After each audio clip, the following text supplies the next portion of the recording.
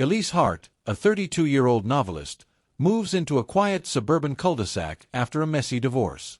She seeks solitude to finish her latest thriller. The neighborhood seems peaceful, quaint, and overly pristine. Too quiet. On her second day, she notices someone watching her from across the street, a man standing behind his lace-curtained window. He doesn't wave, just watches.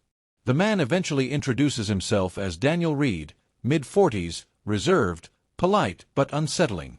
Dressed impeccably. His house is spotless. He knows Elise is a writer. Mentions her debut novel, a detail Elise hasn't publicly shared in years. When she asks how he knew, he just smiles and says, "I like to know who lives nearby."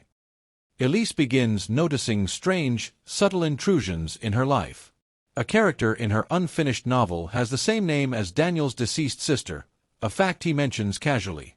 One night, she finds her front door unlocked even though she's sure she locked it. Her cat begins acting skittish, staring out the window at Daniel's house.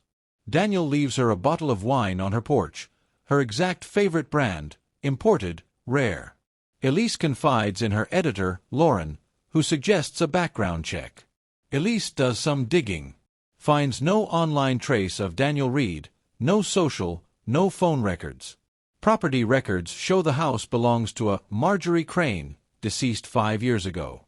She discovers old newspaper clippings in library archives, a woman who went missing from Elise's same house 10 years ago.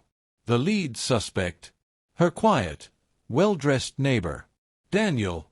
Elise confronts Daniel. He's calm, collected. He doesn't deny anything. He asks if Elise ever wondered why she picked that house. Then he reveals unsettling details about her past, her mother's maiden name, her unpublished high school stories, her childhood pet's name. Elise tries to play it cool, but she's shaken. She packs her things, deciding to leave. The next morning, her car won't start. Battery's been drained. Her phone, dead. She runs to the neighbor on the next block, but no one answers. When she returns, her manuscript pages are scattered on the front lawn. She finds a note stuck to her door. The ending needs work. Let me help. The narration shifts. We hear from Daniel. He's not just a neighbor. He's a failed writer. Once acclaimed, now forgotten. He used to live in Elise's house. It was his inspiration, where he wrote his only successful book. He watched Elise move in and recognized in her the spark of what he'd lost: obsession, solitude, genius. But she was wasting it. Distracted. Afraid. So he pushed her. He watched. Intervened. Inspired. Daniel sits in his home, sipping tea, looking across the street. Elise is gone. Vanished. Police asked questions. Got nowhere.